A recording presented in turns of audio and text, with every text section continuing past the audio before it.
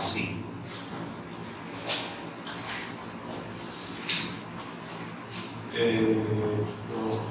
Vamos a poner más abajo. Vamos a ponerlo aquí.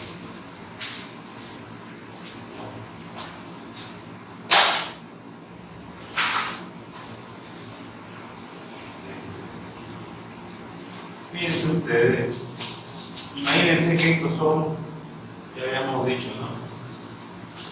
Se ubican en el sistema de las jeringas, ¿no? ¿Verdad? Donde tienen émbolo, las jeringas para las inyecciones. Usted aprieta, ¿no es verdad? Y se desplaza, pero el líquido no puede salir. El líquido no puede salir por la pared del émbolo, ¿verdad? Quiere decir que el líquido está confinado en esas paredes y la única dirección de avance que tiene es la dispuesta de la jeringa, en este caso, que sería, si tenemos una jeringa, sería paralela al eje de la jeringa. En este caso vamos a tener lo mismo. Vamos a aplicar una fuerza F1 y acá vamos a tener un área 1. Acá vamos a tener una fuerza 2 y vamos a tener un área 2. Entonces, las condiciones eran que el líquido se encuentre confinado, un líquido de densidad de Rho. El líquido se encuentra confinado y una de las particularidades de los fluidos líquidos es que no son compresibles, ¿verdad? Fluido puede ser gaseoso, puede ser líquido, y la particularidad de los líquidos es que no son compresibles.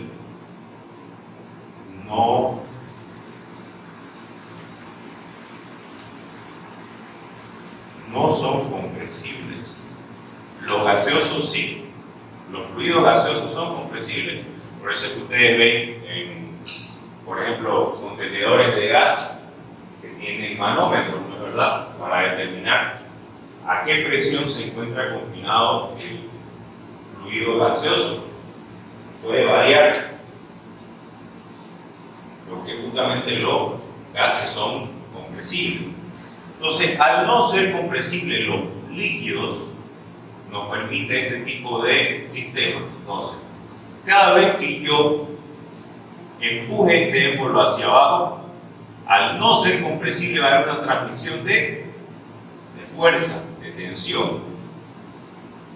La tensión que se va a repartir a través de todas las paredes internas de este sistema va a ser igual. Entonces vamos a tener infinitas flechitas que nos van a demostrar que hay una presión interna.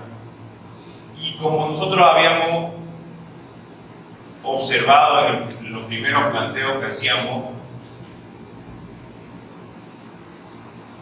de la hidrostática, ¿se acuerdan en el ejemplo del prisma triangular? La presión es perpendicular al área o al cuerpo sobre el cual está actuando. Entonces, en este caso, en las paredes verticales, la presión va a operar perpendicular, va a operar horizontal. En el caso de las paredes horizontales, la presión va a operar de manera perpendicular, o sea, vertical. Y en este caso, el segundo émbolo, la presión va a operar de manera también vertical. Entonces, habíamos dicho nosotros de que la tensión es igual a la presión, que es igual a fuerza. El vector de fuerza es una idealización del fenómeno real que vendría a ser la tensión sobre el área.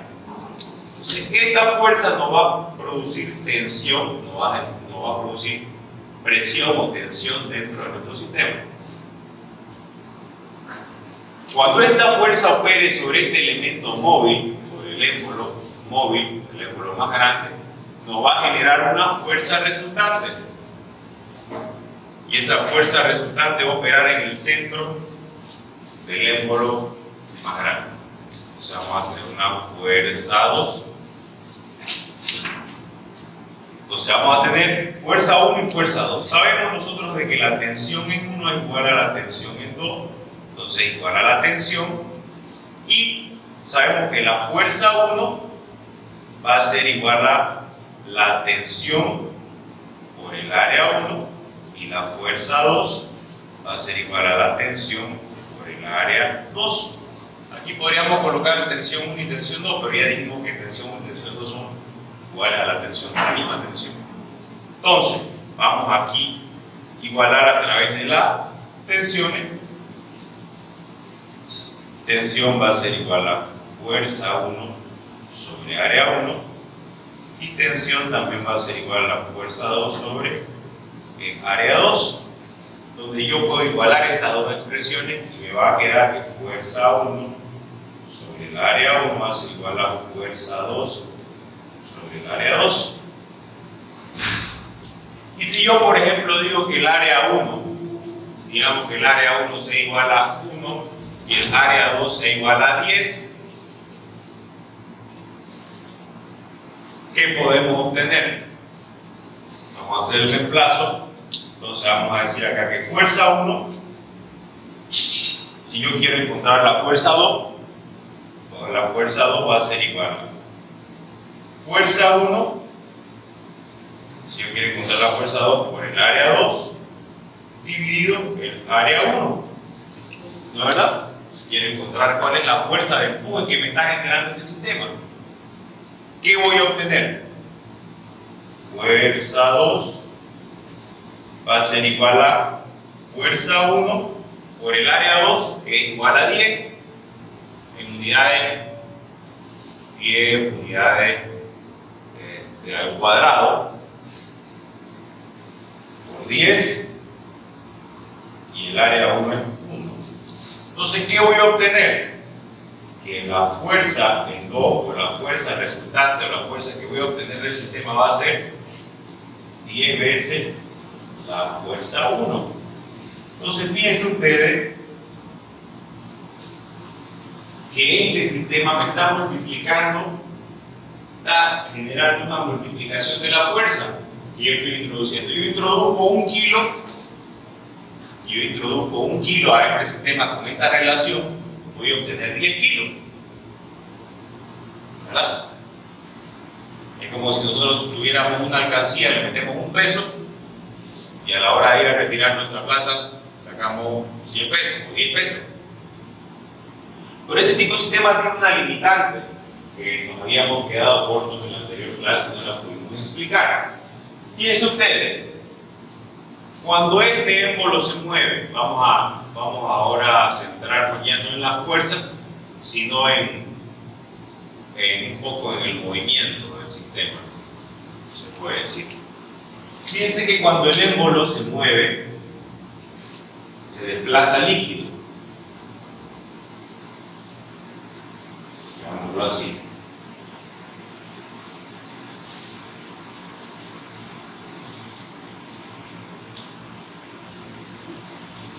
Si la posición inicial es esta, posición inicial de 1, y esta es la posición inicial de 2. Este sistema va a operar, estamos diciendo que lo vamos a hacer operar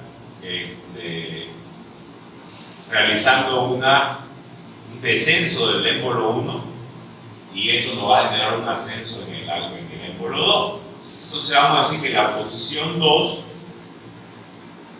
posición final de 2, y aquí en este caso vamos a tener una posición final que va a ser por encima. Vamos a tener posición final, sería posición final de 1, final de 2. Aquí se genera, fíjense ustedes, se genera un volumen desplazado, ¿no es verdad? Desplaza líquido y ese líquido va a desplazar el émbolo de acá. ¿Quién me puede decir? Aquí vamos a tener el volumen 1 y aquí vamos a tener el volumen 2. ¿Quién me puede decir cuál de estos dos volúmenes es más grande?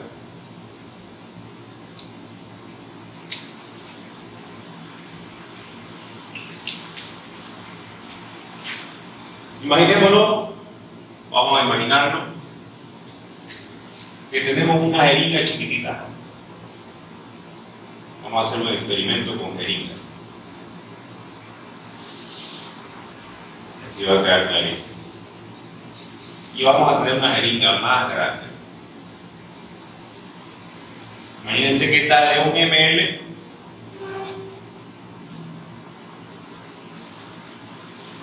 y esta jeringa es de 10 ml. ¿Ya?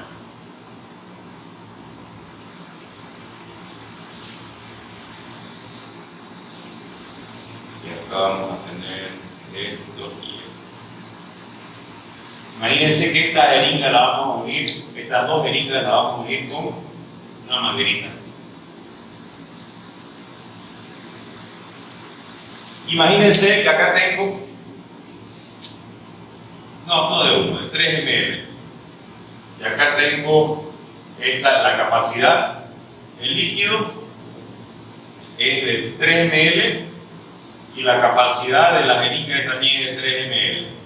Quiere decir que está completa la capacidad de la jeringa, 3 ml. Y esta es la capacidad, es de 10 ml.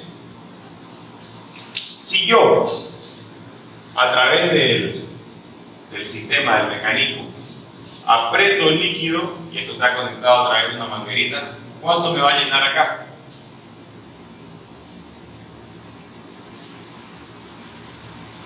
¿Cuánto me va a llenar acá si la aprieto hasta el final la jeringa? 3 ml, no va a cambiar.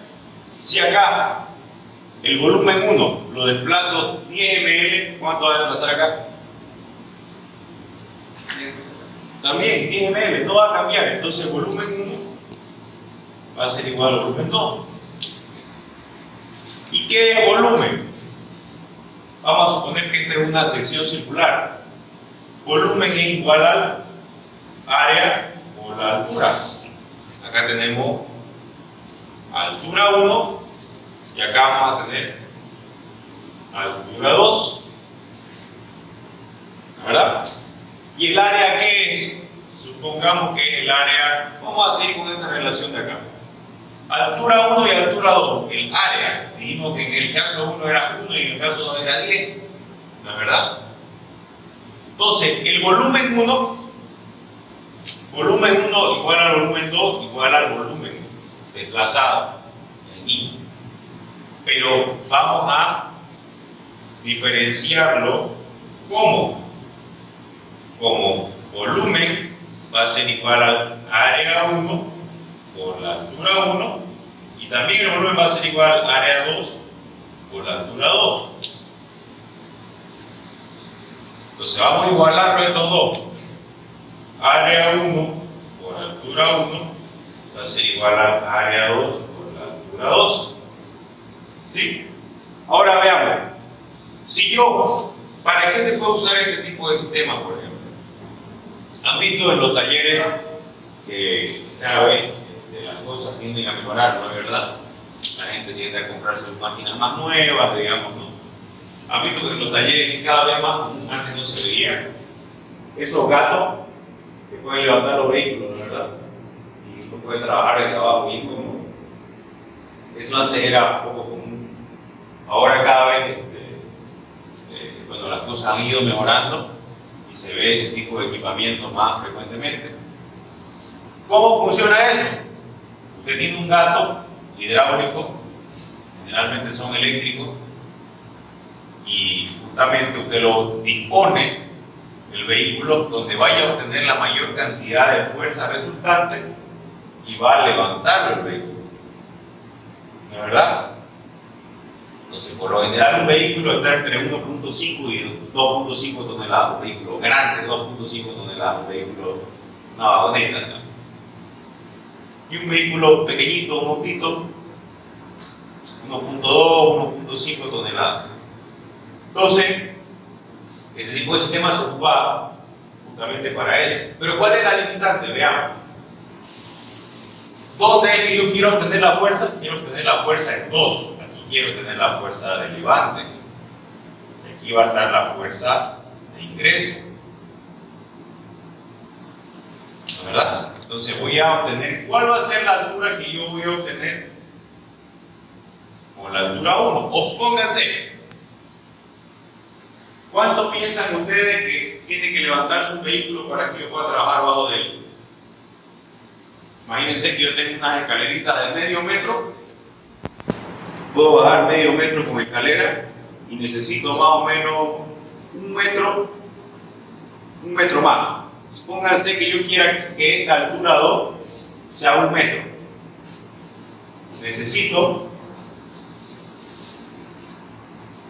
Se necesita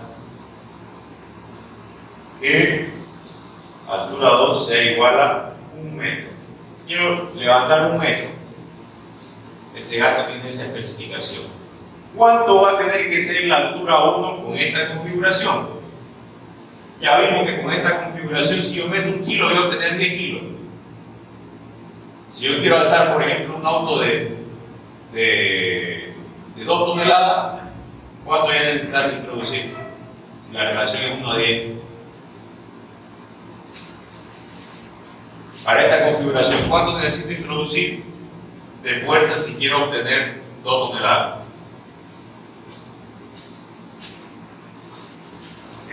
¿Ah? Sí. No, con 100 obtenemos 1000. Quiero 2 toneladas. 200 kilos. En este caso, para este sistema, yo tendría que meter acá 200 kilos y voy a obtener 2 toneladas. Pero yo quiero obtener 2 toneladas de fuerza de levante y quiero obtener 1 metro de altura. Entonces vamos a despejar. ¿Cuánto es lo que yo tengo que tener de recorrido en el émbolo más chico para obtener ese metro de recorrido que yo quiero en el émbolo grande? Entonces ya tengo el área 1, la relación es 1, entonces me quedaría H1 igual a el área 2 va a ser 10, altura 2. Y yo quiero, ya sé que la altura 2 tiene que ser 1 metro. Entonces la altura 1 va a ser igual a 10 por la altura 2 que es 1 metro. La altura 1 va a tener que ser 10 metros. Entonces, esa es la gran desventaja con este tipo de sistema. ¿Entiendo? ¿No? ¿Usted acá la batería? ¿Cuál es la desventaja que yo tengo con este tipo de sistema? Voy a tener que tener un recorrido muy grande para obtener un recorrido funcional en el émbolo 2. Y si yo esta relación la hago más grande, porque fíjense que aquí podríamos decir que acá el área 1 es 1 unidad cuadrada y puedo decir que acá es 100. Puedo diseñarlo así porque eso depende del diseñador, ¿verdad? Pero yo tengo un sistema entonces donde meto 1 kilo y voy a obtener 100 kilos.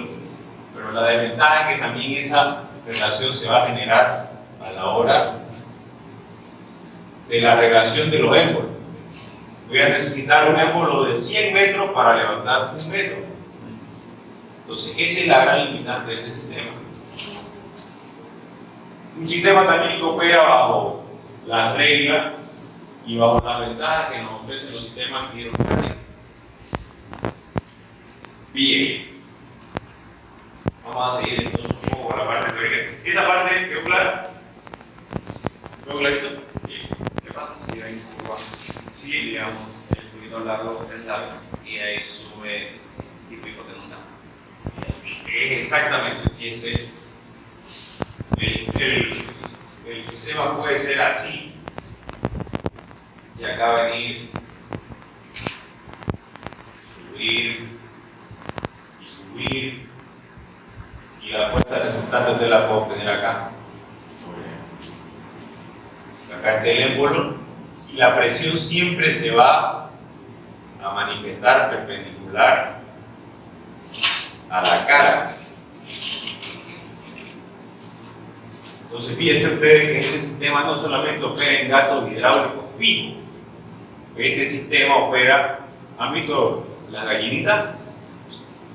La gallinita es como una retroexcavadora, tiene pala y tiene retro, ¿verdad? esos sistemas hidráulicos de la gallinita, de la máquina, de los tractores, digamos, son sistemas que operan bajo este mismo principio, pero no son fijos, operan con manguera. Entonces las mangueras pueden tener cualquier trayectoria, la verdad, pero el principio es el mismo, porque la presión hidrostática va a operar siempre perpendicular al área donde se está aplicando. Si la manguera tiene una trayectoria X, no importa. Si la disposición final está colocada correctamente para el uso que usted le quiere dar, no hay ningún problema. La presión siempre va a operar perpendicular al área. ¿Sí? Bien. Vamos a ver lo siguiente. Ahora. ¿Sí? Ya hemos visto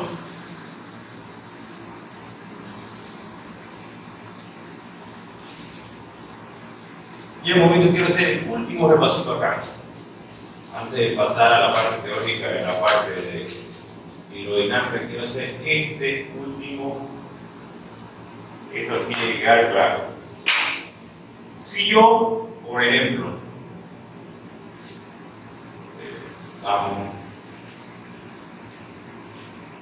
tengo aquí una tubería, por acá tengo otra tubería, por acá tengo otra tubería con esta forma, otro conducto con esta forma.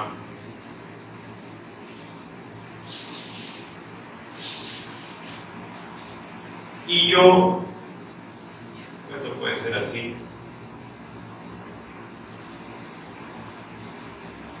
¿verdad?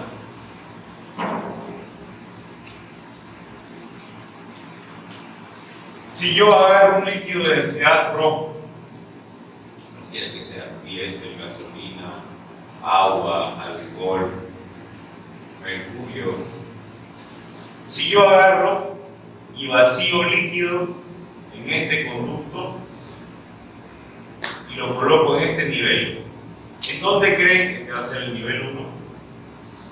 Aquí vamos a ubicar el nivel 2 y aquí vamos a ubicar el nivel 3.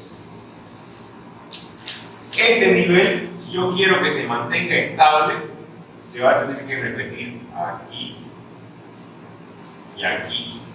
Y no importa la forma, no importa el área, no importa que aquí tengamos 1 milímetro cuadrado de superficie, que acá tengamos 100 metros cuadrados y aquí que tengamos 200 metros cuadrados, el nivel va a ser el mismo, siempre y cuando tengamos un mismo líquido.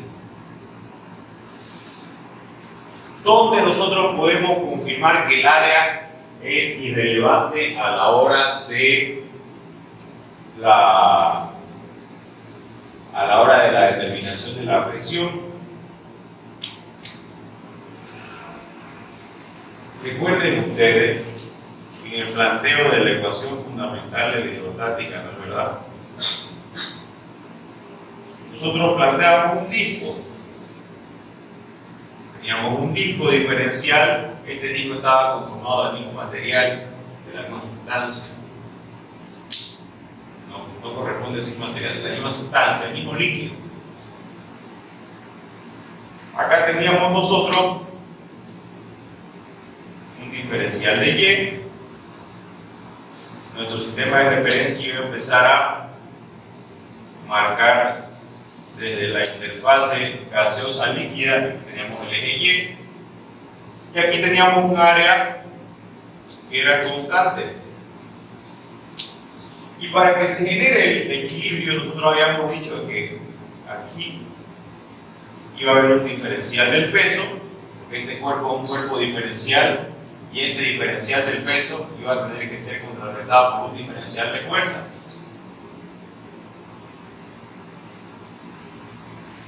Y así se generaba el equilibrio. Entonces el diferencial de fuerza menos el diferencial del peso tiene que ser igual a 0. ¿No es verdad? El equilibrio de fuerza. Y El diferencial del peso, habíamos dicho que era el peso es igual a la densidad por la gravedad por el volumen, donde densidad por gravedad o densidad por volumen, densidad por volumen por gravedad, por ejemplo así, esto es igual a la masa. Aquí lo que no puede variar si estamos analizando en un punto fijo es la gravedad y la densidad. La densidad es una propiedad inherente de los cuerpos y no se modifica. Y la gravedad, como la estamos analizando en un punto P, tampoco se va a modificar. Entonces, lo que podía variar acá era el volumen, de donde el diferencial del peso iba a ser igual a la densidad por la gravedad por un diferencial de volumen. Y el diferencial de volumen, densidad, gravedad. El diferencial de volumen es diferencial de Y, la altura por el área constante. Entonces, fíjense ustedes, aquí nosotros hicimos el planteo y ya lo abrimos. Diferencial de fuerza va a ser igual a densidad, gravedad, diferencial de Y por el área. Repito, la fuerza, habíamos nosotros establecido que era un concepto, más que todo un concepto teórico. No puede existir fuerza. Por ejemplo, si yo apoyo mi dedo acá en una forma de una línea, apoyo una componente de mi peso en mi dedo tiene un área de contacto a través de la cual se va a transmitir la componente de mi peso a la pared. Pero tiene un área. La fuerza nos habla de un punto de área prácticamente un punto. No existe tal cosa. Siempre la transmisión de fuerza la transmisión de fuerza, ¿sí? O de esfuerzo se va a generar a través de área, a través de tensión. Entonces, esta fuerza es un concepto teórico que es bastante útil, sí, pero la fuerza es igual a la tensión por el área. Aquí yo estoy planteando un equilibrio de fuerza, y si este equilibrio de fuerza yo lo planteo en términos de la presión, y yo tengo que la fuerza de tensión por área, voy a tener que la tensión, si lo quiero plantear en función de la tensión, va a ser igual a la fuerza sobre el área. Entonces yo tendría que dividir acá entre el área, en ambos términos. Acá me va a dar, se va a cancelar la área y acá me va a dar esto, la tensión. Entonces el diferencial de la tensión va a ser igual a densidad por gravedad por diferencial de Y. Entonces fíjese que no importa si aquí el área es 100 metros cuadrados y aquí es 50 metros cuadrados y aquí es 1000 metros cuadrados. La tensión que se va a generar por debajo de estas columnas del fluido va a ser la misma. ¿Correcto? Ahora, ya dijimos que la tensión que se va a generar por debajo de esas columnas del fluido, primero que estas columnas se van a igualar a la misma altura.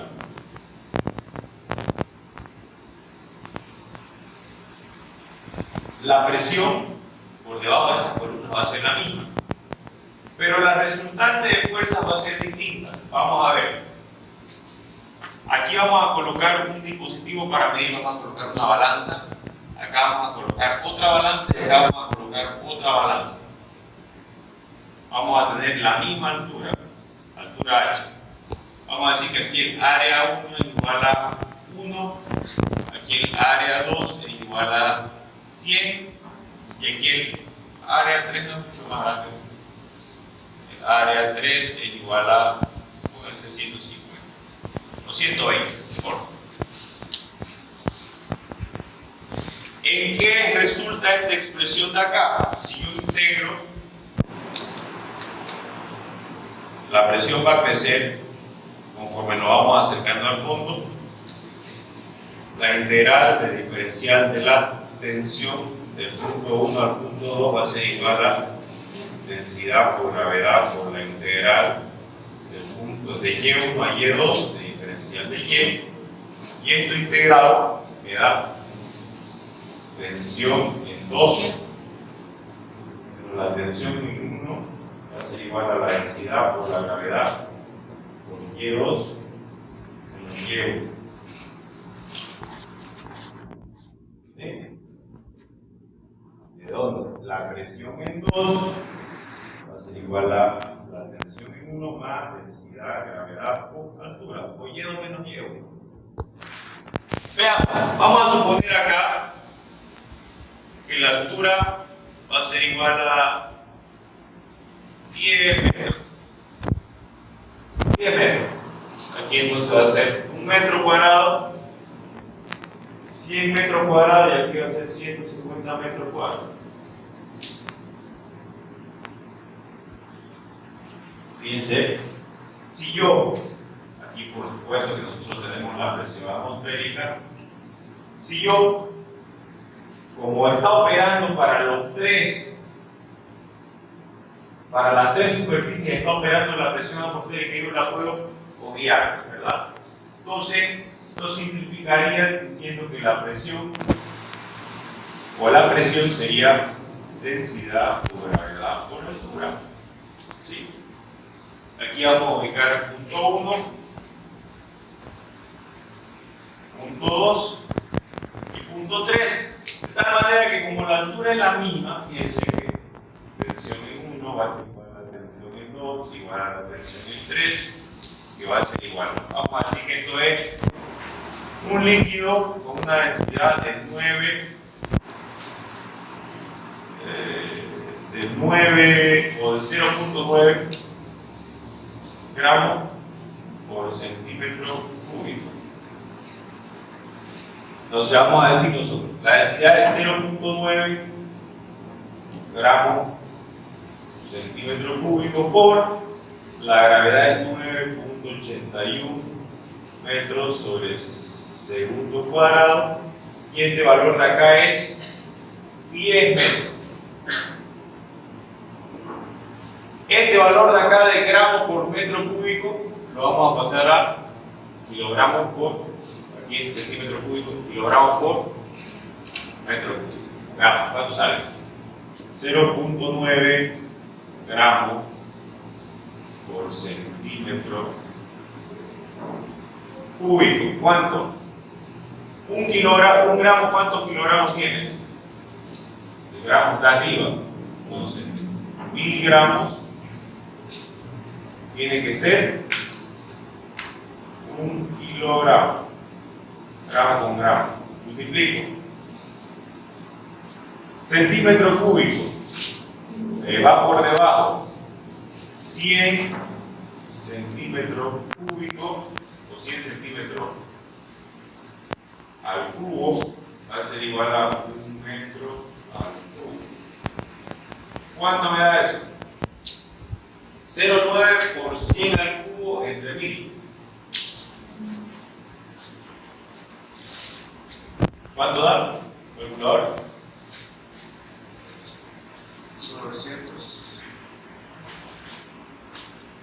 900 kilos por metro cúbico, ¿verdad? Entonces, este es el kilo por 900 kilos por metro cúbico. ¿Ya? ¿Cuánto nos da eso? 900 por 9.81 por 10.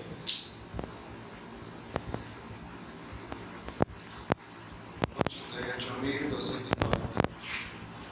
88.290. ¿Qué nos da esto? Newton por metro cuadrado. Va a ser la presión aquí y la presión acá. La misma presión. Ahora, vamos a tomar en cuenta las áreas. ¿Ya? El área 1, el área 2 y el área 3. A ver, ¿cuánto es lo que nos va a marcar la resultante sobre estos puntos que van a interactuar en estas áreas?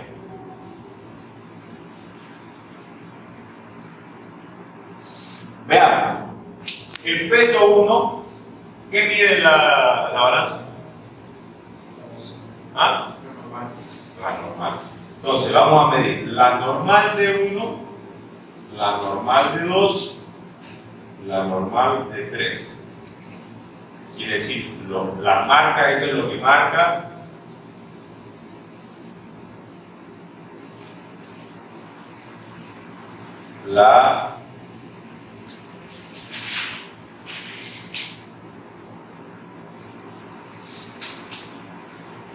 lo que marca la balanza en cada punto. Bien. ¿Qué dijimos que es fuerza?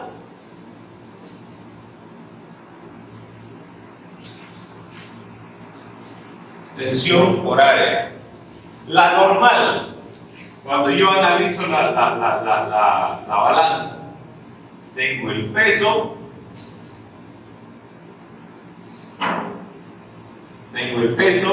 ¿no es verdad? Está operando sobre la superficie, y si la superficie está totalmente perpendicular al peso, veámoslo así. Yo tengo un peso sobre una superficie. Este peso cae y lo que me va a rebotar, la normal va a ser perpendicular a la superficie de contacto. Si la superficie de contacto está totalmente horizontal, la normal y el peso van a ser iguales. Si y solo si la superficie nivelada, 100% nivelada, no puede estar desnivelada. Entonces acá vamos a medir la normal en 1, en 2 y en 3, y esa normal va a ser la medición que nos va a generar la balanza. La normal 1, ¿cuánto va a ser igual? Ya dijimos que la tensión es la misma para los 3 casos. Pero para determinar cuál es la normal, cuál es el peso de esta columna, por estos puntos vamos a tener que multiplicar por el área 1, el área 2 y el área 3. ¿Cuál es la tensión? 88.290 newton por metro cuadrado por. ¿Cuánto es la verdad del área 1? 88.290 newton por metro cuadrado. ¿Cuál es el área 2?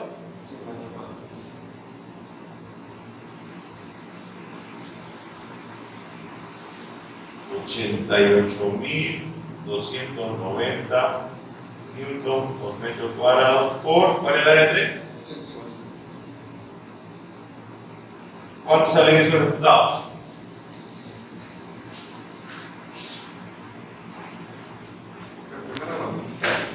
El primero es lo mismo.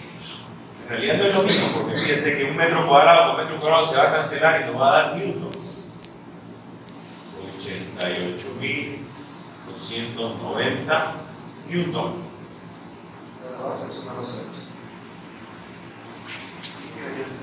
Entonces sería 88.290.000. 8 millones, a ver, 2 ceros. Sería 800. No, 2 ceros, sería 8.880. 8.829.000 newton. ¿El cero? 13 millones. No. Sería 1.324 millones. No creo que sea tanto. 150.000. 13 millones, ¿cuánto? 13.243.500.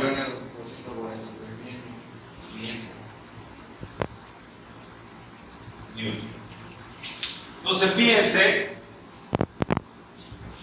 la presión no depende del área. Aquí podemos tener 1000 metros cuadrados y tener una. Ahí nosotros hablábamos bastante, ¿se acuerdan en esa clase cuando planteamos esto? Las fundaciones de los edificios. Si usted da un huequito de 1 milímetro y ese huequito tiene la capacidad de generar su camino a la base de la fundación, nunca más va a solucionar ese problema. Imposible. La presión que se va a generar en la base de la fundación va a ser altísima. por más de que ese hilito tenga medio milímetro o una micra de área, la presión que va a generar va a ser la misma que si estuviera en contacto con un metro cuadrado de un agujero de 1 metro cuadrado. Entonces la presión no depende del área, la presión depende del peso específico, o la densidad y la profundidad. El peso sí depende del área, como lo estamos observando acá. Las presiones son las mismas, pero dependiendo del área es que yo voy a obtener un peso. ¿Se entendió? ¿Quedó clarito? Hablemos entonces ahora un poco antes de entrar a lo que es la presión, lo que es la hidrodinámica. Un poquito más acerca de lo que es la presión atmosférica. Ya hemos dicho nosotros, nuestro planeta es un cuerpo esférico alrededor del cual existe una capa gaseosa. Estos gases operan bajo exactamente las mismas leyes que operan los líquidos, porque son fluidos. Entonces, si yo, por ejemplo, tomo un punto, este punto de acá, el punto 1, este punto 1 va a recibir la interacción de esa columna de fluido. Aquí yo tengo el centro del planeta y esta columna de fluido va a generar un radio vector con el centro, ¿verdad? Podemos imaginarnos de esa manera. Esta columna de fluido va a operar bajo la ecuación fundamental de la hidrostática, diciendo de que la presión generada en este punto 1 va a ser igual a la densidad del aire por la gravedad por la altura, ¿verdad? Si yo subo, esa densidad va a variar, o esa presión va a variar porque voy a tener menos altura. Y también va a variar la densidad, porque ese efecto de compresión que genera una columna de fluido, sobre el mismo gas, genera también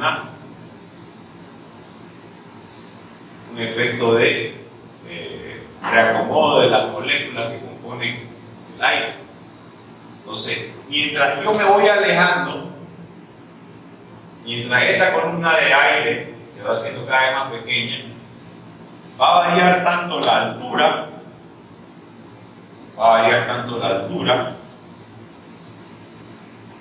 por ende va a disminuir la presión, y también ese efecto de la presión va a generar una descompresión o un efecto de descompresión. Entonces nos va a generar una menor densidad de nuestro aire. ¿Qué quiere decir? De que si en el punto 1, aquí tenemos el punto 2, si en el punto 1 las moléculas de oxígeno se encontraban dispuestas de esta manera, por dar un ejemplo en el punto 1, por efecto de que hay menor compresión sobre el aire mismo, generado por el mismo aire, nos va a generar una separación de esas moléculas de oxígeno. En el punto 2. Entonces vamos a tener un aire de peor calidad conforme nos vamos alejando del punto de 0 metros sobre el nivel del mar. Tanto por el hecho de la altura, vamos a tener una menor presión, y ese efecto de menor presión nos va a generar una pobreza en la concentración de oxígeno en el aire que se respira a mayores alturas. Tanto es así de que hay un punto sobre el cual ya no es posible sobrevivir, ¿verdad? Es bastante sabido de que en los vuelos comerciales las cabinas se tienen que presurizar, porque justamente ya el aire a esas alturas a las cuales está operando el avión, el aire es muy pobre. Entonces podría comprometer la salud, incluso al punto de perder la vida de los ocupantes. Entonces ese es el efecto de la presión. A esa presión de aire que se genera sobre 0 metros sobre el nivel del mar, nosotros le llamamos presión atmosférica. Entonces, la presión del aire, de la columna de aire que opera sobre nuestras cabezas, nosotros le llamamos presión atmosférica. Si yo, por ejemplo, vamos a imaginarnos lo siguiente.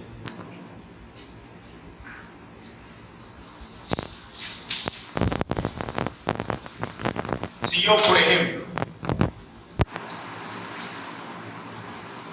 tengo una pelota de fútbol,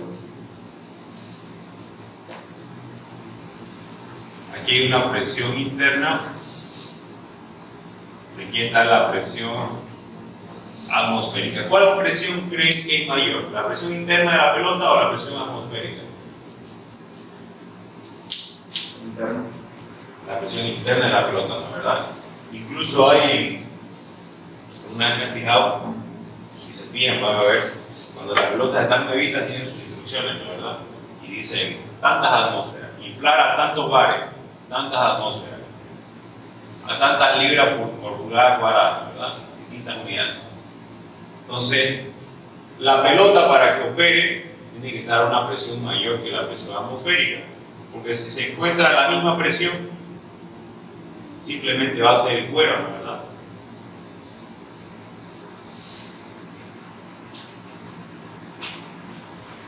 Bien, esta pelota,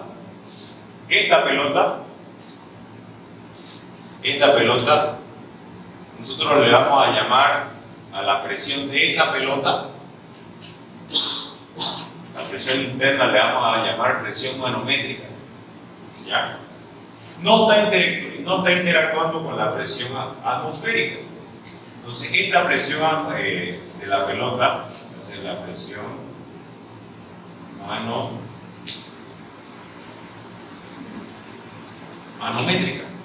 No están interactuando una con la otra porque el recipiente, que es la pelota, está confinado. ¿Sí? No están interactuando. Va a existir entonces ese concepto de la presión manométrica. Si usted acá le coloca en la válvula de la pelota le coloca un reloj, un manómetro, esa es la presión manométrica. ¿Qué situación más puede ocurrir? Ahora ya podríamos verlo con otro, también podríamos hacerlo con una pelota, pero vamos a verlo con otro sistema. Imagínense un tanque.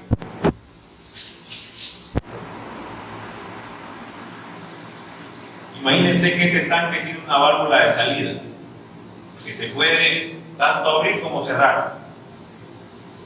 Este tanque va a estar cerrado, ¿verdad? Imagínense que este tanque tiene un fluido líquido. Entonces, por fuera del tanque va a haber la presión atmosférica que está cerrado. Aquí, imagínense de que yo le voy a introducir aire comprimido.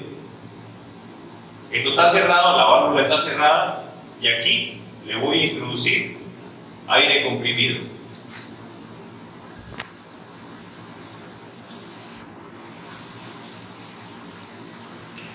A esta yo le voy a llamar presión manométrica. Le voy a introducir una presión. Este fluido, al llegar hasta aquí abajo, antes de que se abra, la presión en este punto, a este le vamos a llamar el punto 1, la presión en el punto 1, antes de que se abra, va a ser igual a la presión manométrica más la densidad de líquido, gravedad por la altura. ¿Qué va a pasar cuando yo abra? Cuando abra el recipiente, ¿qué va a pasar? Si esta presión manométrica es mayor a la presión atmosférica, va a empujar el líquido, ¿no es verdad? El líquido va a salir a presión. Aparte de la presión que se va a generar por la altura, va a salir a presión por la presión manométrica que lo va a empujar. Entonces se va a generar una presión absoluta, donde la presión absoluta va a ser igual a la presión manométrica más menos la presión atmosférica. ¿Por qué pongo más menos? Porque también, en vez de que existe esta presión manométrica o esta presión en el punto 1, vamos a colocarle aquí presión en el punto A. Presión en A. Supongamos que esta presión en A es de succión. ¿Qué va a pasar? Imagínense que la presión en A es de succión y es igual a una atmósfera. Aquí abrimos la presión atmosférica. ¿Qué va a pasar? ¿Será que sale o no sale líquido? ¿Sale o no sale? ¿Por qué? Lo está empujando. ¿Ah? Lo está empujando. Pero supongamos que ya no lo está empujando. Supongamos que aquí habíamos dicho que, imagínense que tienen una bolsa de pilfrut, le meten una bombilla y la soplan y le hacen un huequito. ¿Qué va a pasar? Va a salir más fuerte que si solamente le hiciera el huequito y saliera por la presión hidrostática. Pero ahora imagínense que a ese recipiente con pilfrut le meten la misma jeringa, pero en vez de empujar van a succionar. ¿Qué va a pasar? ¿Será que sale o no sale? ¿Han hecho ese experimento? Agarren una bombilla, están tomando su soda. Agarren una bombilla cuando la soda se encuentra en el punto más alto y coloquen el dedo ahí. ¿Qué pasa con el líquido? No cae. ¿Por qué no cae?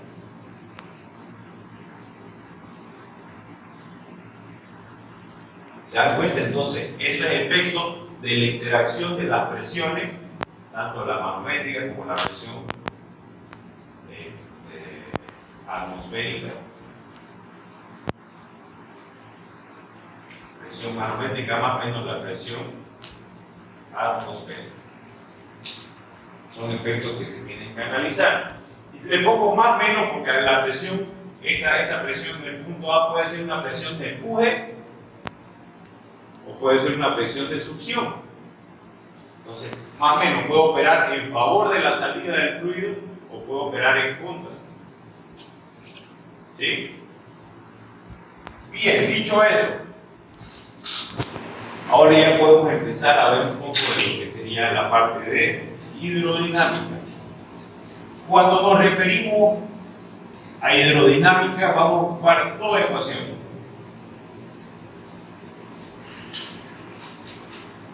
Vamos a analizar el fluido en movimiento. Por ejemplo, en hidrostática, si yo tengo un recipiente, que vamos a hacer ejercicios de eso, si yo tengo un recipiente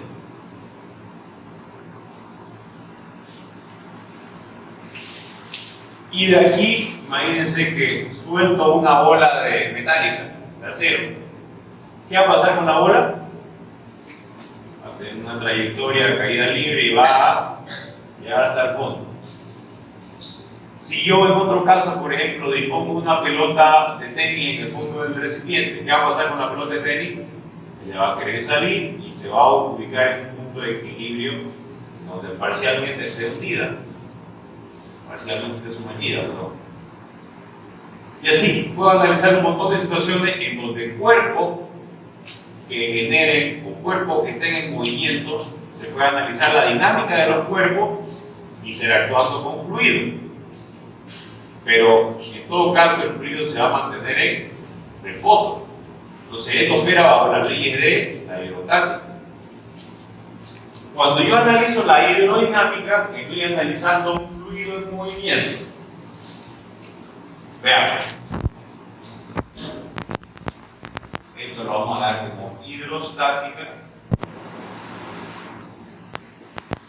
Y la hidrodinámica vamos a analizarla con un fluido en movimiento.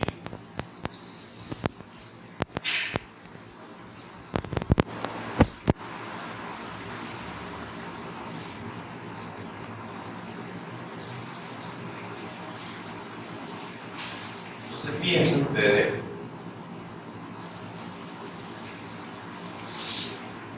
voy a colocar este conducto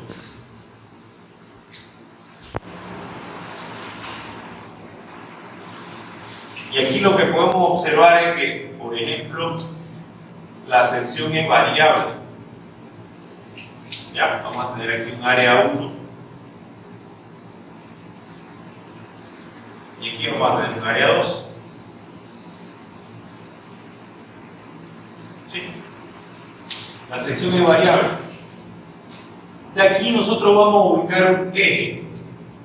¿Dónde se va a ubicar el eje? El eje siempre va a estar en el centro del área del conducto. Tenemos nuestro eje. Y este eje va a seguir en esta trayectoria. Entonces aquí nosotros vamos a ubicar nuestro punto 1 y aquí vamos a ubicar nuestro punto 2. Si yo digo que el fluido está yendo desde el punto de mayor energía al punto de menor energía, esta entonces va a ser la línea de mi velocidad. Primero, si yo agarro, imagínense que tenemos una montaña.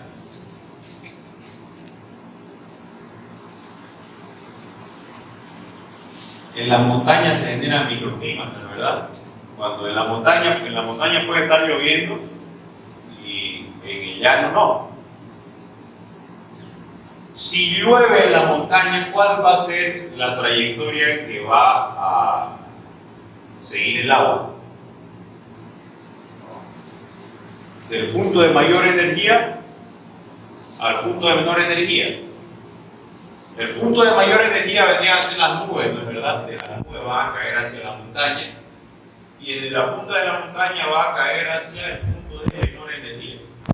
De esa manera, el agua escurre desde las nubes, pasa por las corrientes de agua superficiales y subterráneas de la montaña y va a pasar a los ríos, etc. Pero el agua siempre va a correr del punto de mayor energía al punto de menor energía. ¿Sí? Acá en este sistema que yo estoy planteando, ¿cuál sería el punto de mayor energía? 1 o 2. 1. ¿Qué energía es la que es mayor en 1?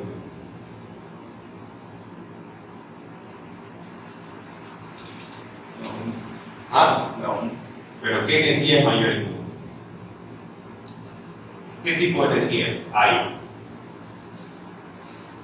Recordemos que hay un montón de tipos de energía, ¿no es verdad? Por ejemplo, energía cinética igual a 1/2 de la masa por la velocidad al cuadrado. Energía potencial elástica va a ser igual a 1/2 de K por X cuadrado.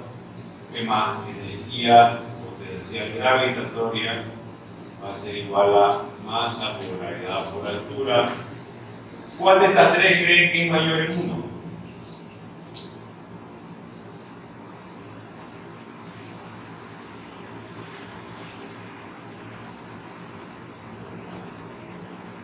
Veamos.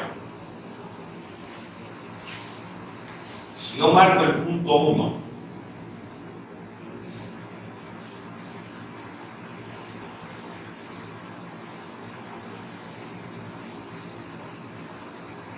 tengo el punto 1, el punto 1 me quedaría aquí, ¿no? ¿Verdad? Aquí.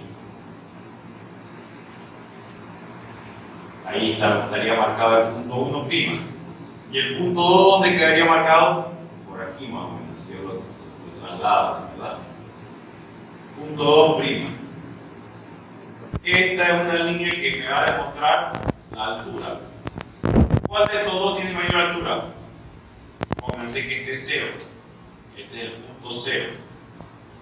¿Cuál tiene mayor altura? 1 o 2. 1 tiene mayor altura. ¿De qué depende la energía potencial gravitatoria? De la altura. Entonces, este sistema, la mayor energía potencial gravitatoria se encuentra en el punto 1. No siempre el fluido va a escurrir desde el punto de mayor energía potencial gravitatoria hacia el punto de menor. Por ejemplo, ¿en qué caso no fluye de esa manera el fluido? Por ejemplo, si yo tengo una bomba allá abajo, la conecto la bomba al grifo y quiero usar una manguera aquí, en esta aula, para limpiar el piso. Abro el grifo y no va a llegar el agua hasta acá porque no hay suficiente presión. Pero si yo enciendo la bomba, ya la energía va a llegar hasta acá. ¿Dónde hay mayor energía potencial gravitatoria? ¿Aquí o en el piso? Pero hay una mayor energía de presión que está venciendo esa altura. Por tanto, el agua va a llegar.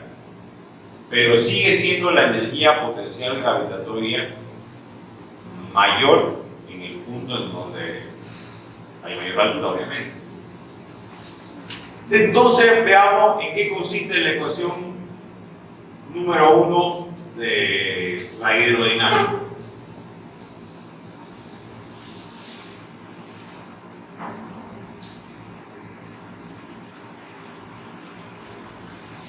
La primera ecuación es una ecuación de energía.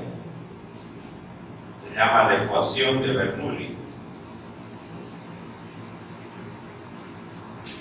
Nos dice presión en el punto 1 sobre peso específico más la velocidad en el punto 1 al cuadrado entre dos gravedades más la altura de 1 va a ser igual a la presión en el punto 2 sobre el peso específico más la velocidad de 2 al cuadrado entre dos gravedades más la altura de 2.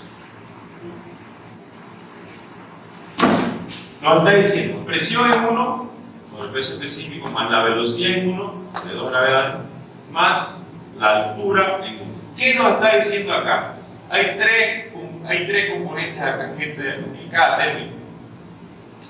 Primero nos está diciendo de que esta es una ecuación de energía.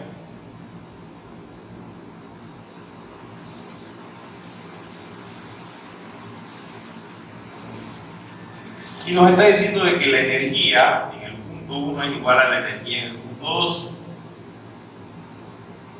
Por el principio de la conservación de la energía, la masa de la materia. ¿Sí?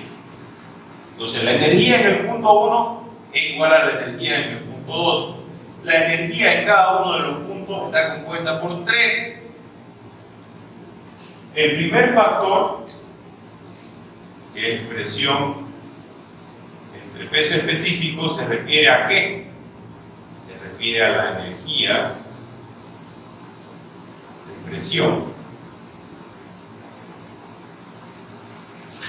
Este es el factor que va a gravitar, este es el factor más importante si es que yo quiero pasar agua, por ejemplo, desde el grifo que se encuentra en planta baja hacia acá, energía de presión. Tiene que vencer esa energía de presión a la energía potencial gravitatoria que tenemos en el punto 2. El segundo factor, ¿cuál es el segundo factor? Velocidad al cuadrado entre dos gravedades. Es la energía cinética.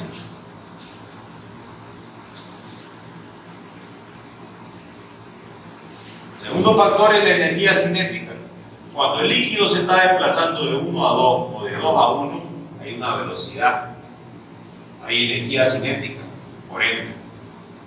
Y el punto 3, el tercer factor, este es el factor 1, este es el factor 2, este es el factor 3, es igual a la presión, perdón, la altura 2, pero la altura 1 o la altura 2 es la energía potencial gravitatoria.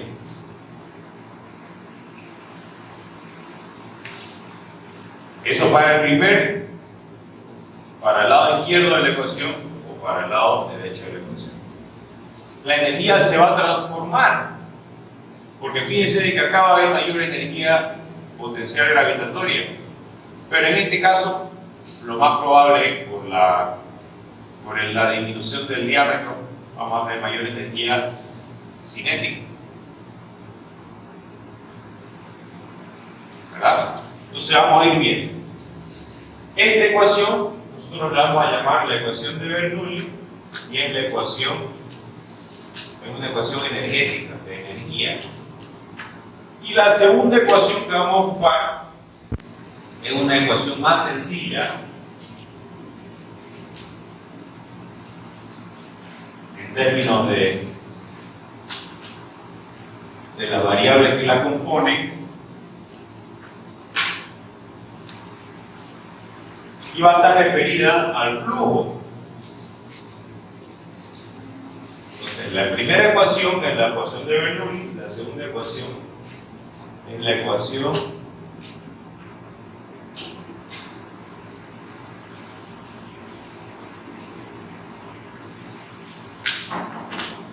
ecuación de la continuidad. ¿Qué nos dice? Caudal de ingreso es igual al caudal de salida. Imagínense ustedes,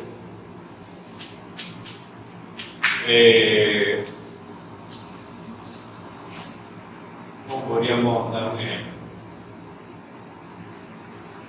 Si yo tengo una manguera, estoy regando las plantas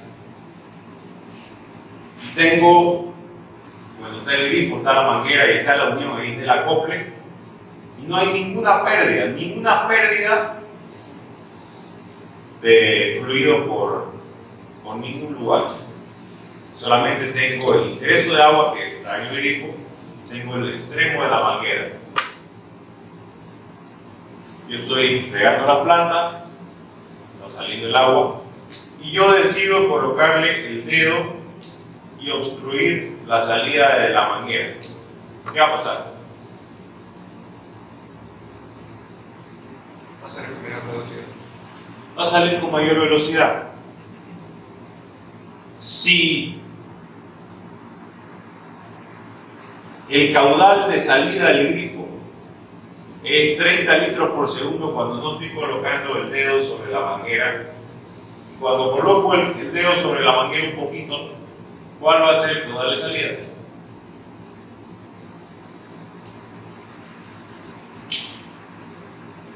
Va a ser menos. ¿Ah? Va a ser menos. ¿Por qué? Porque no está circulando todo el caudal. Está habiendo menos área, pero está saliendo más rápido. Entonces, puede ser que sea el mismo, ¿o no? Veamos. Caudal de ingreso, ¿qué es el caudal? Caudal es velocidad de ingreso por área de ingreso, va a ser igual a velocidad de salida por área de salida. En el caso, coloquémoslo de esta manera.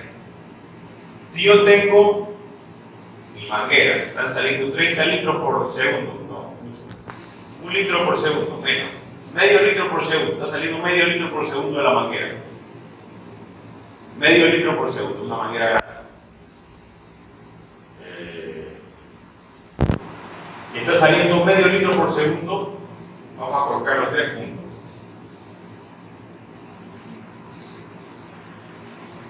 Está el grifo, va a ser el punto 1, está la manguera, y yo estoy regando las plantas acá. Supongamos que en el punto 1 este es el punto 2. En el punto 1, caudal de salida es igual a el caudal de ingreso a la manguera va a ser igual a 0.5 litros sobre segundo. Y acá va a ser igual a 0.5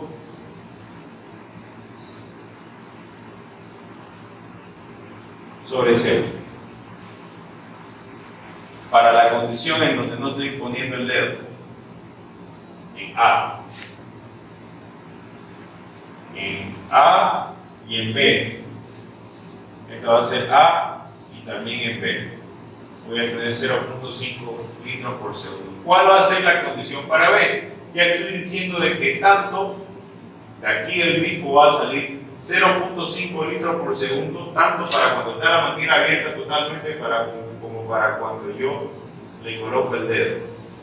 no va a haber pérdida, entonces va a seguir saliendo 0,5 litros por segundo de aquí sí. ¿Cuánto va a salir de acá? Menos o igual.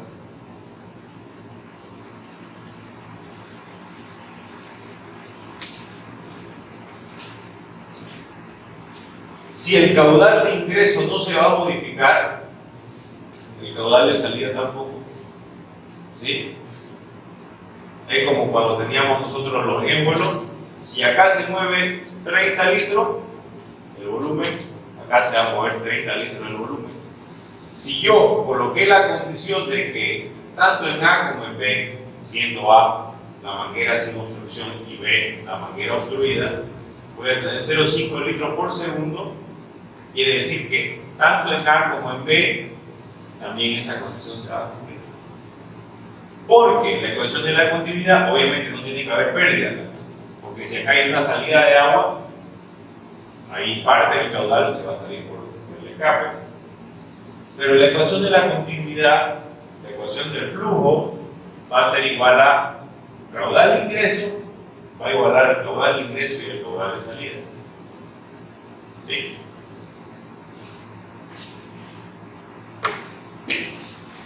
Veamos qué unidades tiene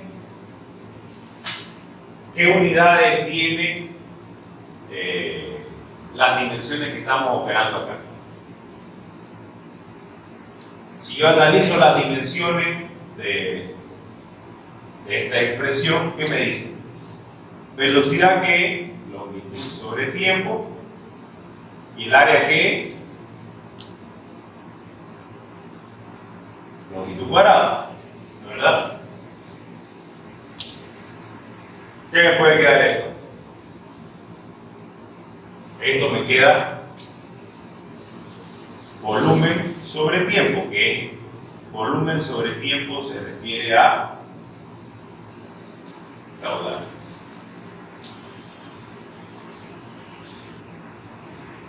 ¿Qué más podríamos decir al respecto?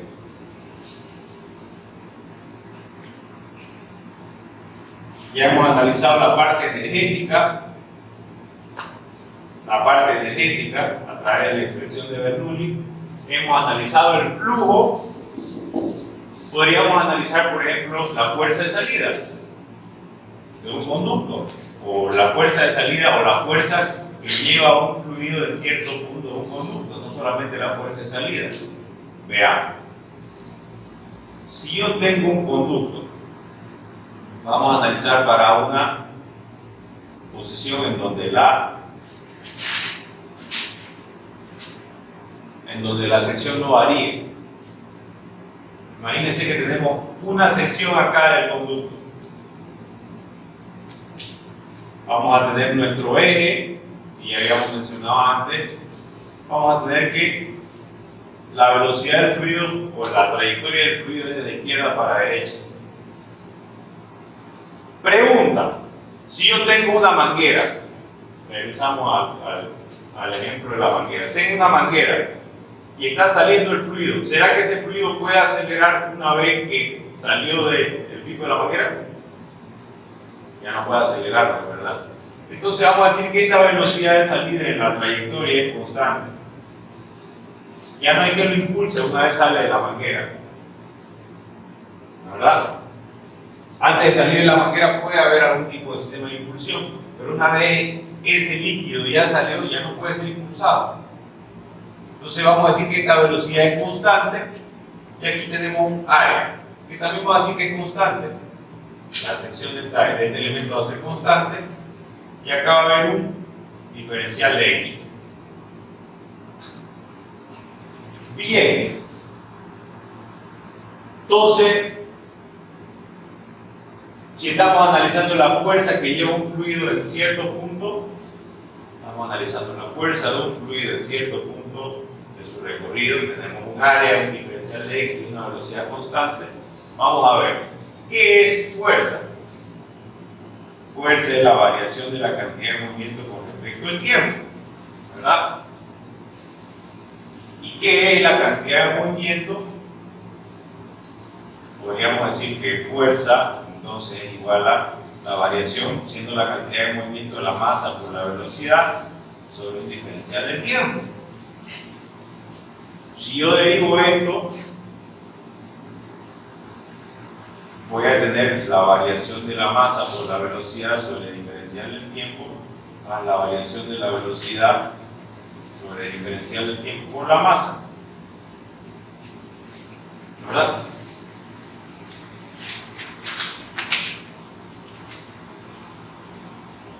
La variación de la velocidad diferencial del tiempo por la masa. Esto de acá, la aceleración, esto es el producto de la masa por la aceleración. Pero si digo que la velocidad es constante, entonces no va a haber aceleración. Entonces este término se hace cero. La variación de la derivada de una constante es cero. Entonces acá para este caso voy a tener que la fuerza es igual a la variación de la masa por la velocidad sobre el diferencial del tiempo. ¿Y qué va a hacer acá la variación de la masa? Acá tengo un volumen que se me está generando, ¿no, verdad? Primero, habíamos dicho nosotros que la masa es igual a la densidad por volumen, ¿verdad? Acá tengo la variación de la masa. Lo único que puede variar acá para un diferencial de masa es igual a la densidad por un diferencial de volumen. Y la única dimensión que puede variar acá es X, porque el área es constante. Entonces la variación de la masa va a ser igual a la densidad por el área constante por diferencial de X. Entonces fuerza de este fluido que se encuentra desplazándose de un punto A a un punto B va a ser igual a la variación de la masa por el diferencial de masa, que es densidad por área por diferencial de X, por la velocidad, todo esto dividido entre diferencial del tiempo. Y aquí fíjense que se nos forma, tenemos un diferencial de X sobre el diferencial del tiempo y eso es igual a la velocidad. Entonces la fuerza con la que se está desplazando un fluido, densidad por área, diferencial de X sobre diferencial del tiempo de la velocidad, o la velocidad va a ser igual a la velocidad cuadrada. Esa es la fuerza que tiene un fluido en un punto dado, un punto de estudio dado, a través de un análisis hidrodinámico, ¿verdad? Esa es la fuerza con la cual puede ser fuerza de salida o fuerza en un punto dado, con la cual está llevando un fluido determinado. Está en función de la densidad, del área y de la velocidad que lleve en ese punto. O podemos determinar la velocidad del fluido en algún punto dado. Podemos usar tanto la ecuación de la continuidad como la ecuación de Bernoulli, conforme los datos que tengamos en el problema, ¿verdad? ¿Hasta ahí ha quedado una duda? ¿Está claro? Entonces ya entramos a lo que vendría a ser hidrodinámica. ¿Quedó clarito? ¿No hay duda?